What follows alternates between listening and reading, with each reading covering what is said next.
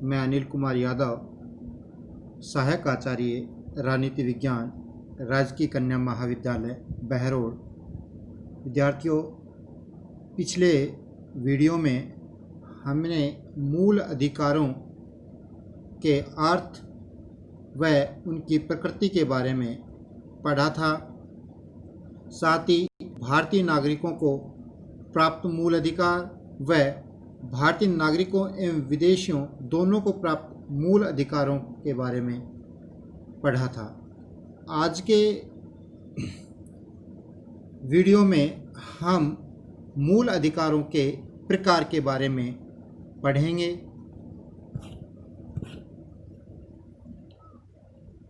आपको पिछले वीडियो में बताया था कि भारतीय संविधान के अंतर्गत मूल अधिकारों की व्यवस्था भाग 3 और अनुच्छेद 12 से 35 में किया गया है।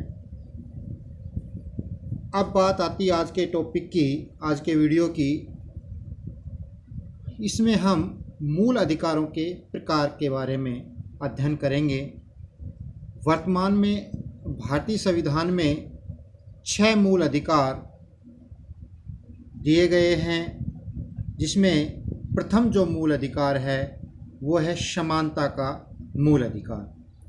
समानता के मूल अधिकार का उल्लेख भारतीय संविधान के अनुच्छेद 14 से 48 में इसका उल्लेख है। तो एक एक अनुच्छेद के तहत समानता के मूल अधिकार का जो उल्लेख किया गया है उसके बारे में अपन थोड़ी चर्चा करेंगे। सबसे पहली जो बात आती है समानता के मूल अधिकार के अंतर्गत अनुच्छेद 14 के तहत विधि के समक्ष समानता एवं विधि का समान संरक्षण की बात कही गई है। विधि के समक्ष समानता एवं विधि का समान संरक्षण से क्या आशय है, इसको हम पहले स्पष्ट कर लें। विधि के समक्ष समानता का आशय है सभी व्यक्ति विधि के समक्ष समान होंगे। विधि के समक्ष समानता की संकल्पना का अभिप्राय है कि कोई भी व्यक्ति देश की कानून से बड़ा नहीं है, अर्थात व्यक्ति बड़ा ना होकर कानून है। कोई भी व्यक्ति कानून से बड़ा नहीं है। तो ये स्पष्ट है कि सभी जो व्यक्ति चाहे छोटा हो या बड़ा हो, सभी कानून के समक्ष समान होंगे। विधि के समक्ष समानता के एक व्यापक भाग है। विधि के समक्ष समानता की जो मूल संकल्पना है वो मूलतः ब्रिटिश से ली गई है। अर्थात विधि के समक्ष समानता की बात हमने ब्रिटेन से स्वीकार की है। अब बात आती है विधि के समान संरक्षण का। विधि के समान संरक्षण से आशय है समानता का सकारात्मक अर्थ है। विधि के समान संरक्षण की संकल्पना मूलतः अमेरिका संविधान से ली गई है। विधि के समान संरक्षण का आशय कि अलग अलग परिस्थितियों में अलग अलग व्यवहार करने से, यानी कि सबके साथ एक जैसा व्यवहार न करके अलग अलग परिस्थितियों वश जिस तरह की परिस्थितियां हैं उसको उसी तरह संरक्षण दिया गया है। जैसे तो इस आधार पर हम विधि के समक्ष समानता और विधि के समान संरक्षण का अर्थ स्पष्ट किया, जिसका उल्लेख अनुच्छेद 14 में स्पष्ट किया गया। अब बात आती है अनुच्छेद 15। अनुच्छेद 15 में व्यवस्था दी गई है कि राज्य किसी नागरिक के साथ केवल धर्म, प्रजाति, जाति, लिंग, जन्म स्थान या इनमें से किसी एक के आधार पर भी भेदभाव नहीं करेगा। इसके साथ साथ ही कुछ स्थान हैं जिन पर किसी नागरिक पर कोई अयोग्यता या प्रतिबंधित आरोपित नहीं कर सकते, जैसे सार्वजनिक दुकानों तक पहुंच, सार्वजनिक होटलों में प्रवेश, सार्वजनिक मनोरंजन के स्थान। इसके अलावा सार्वजनिक जो कुएं, तालाब, स्नान घाट, सड़क, सार्वजनिक पर्यटन के स्थान, इन पर जाने से किसी भी व्यक्ति को रोका नहीं जा सकता। तो इस आधार पर अनुच्छेद 15 है वो धर्म, प्रजाति, जाति, लिंग, जन्म स्थान के आधार पर भेदभाव से इनकार करता है। अब बात आती है अनुच्छेद 16। अनुच्छेद 16 के अंतर्गत जो मूल बात है वो यह कही गई कि सरकारी सेवाओं में अवसर की समानता, अर्थात सरकारी नौकरियों में सभी को समान अवसर उपलब्ध होंगे। समान अवसर उपलब्ध होंगे अर्थात प्रत्येक नागरिक को रोजगार व अन्य राज्य के अंतर्गत नियुक्तियों में समान अवसर की समानता की बात कही गई है।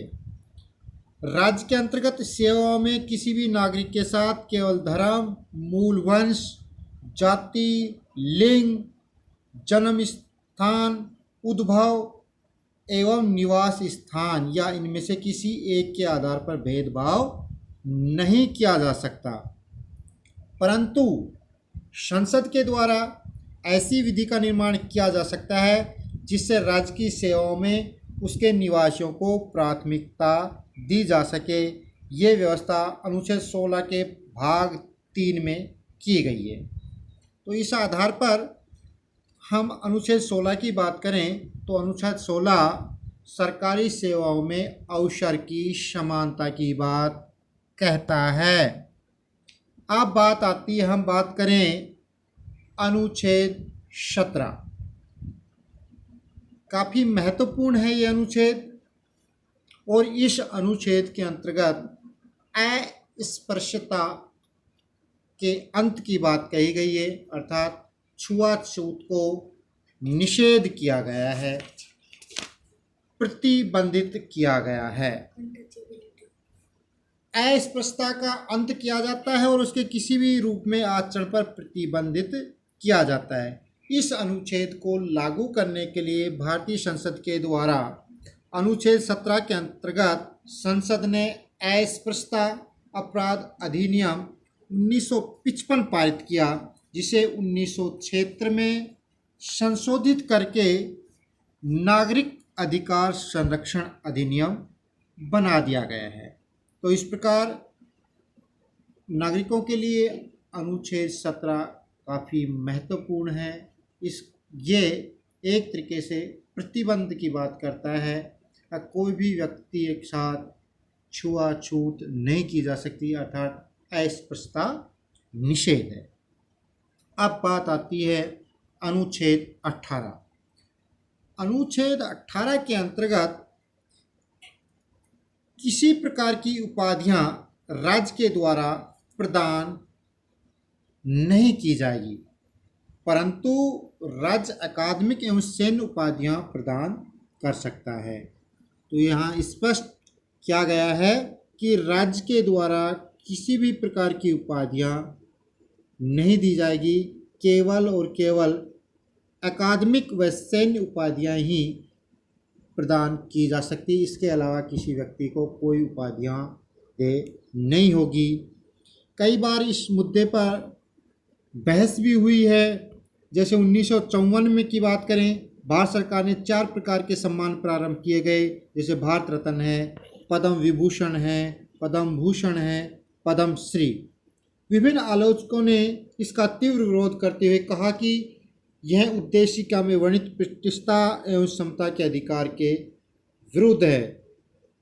तो इस प्रकार कई बार इस तरह विवादित बिंदु आए, तो इस आधार पर हम अनुच्छेद 18 के अंतर्गत केवल सैन्य और अकादमिक उपाधियों के अलावा राज्य अन्य किसी प्रकार की उपाधियां नागरिकों को नहीं प्रदान करता।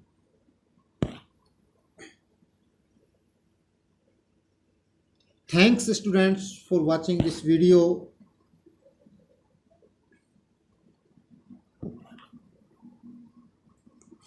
कितने मिनट का होगा?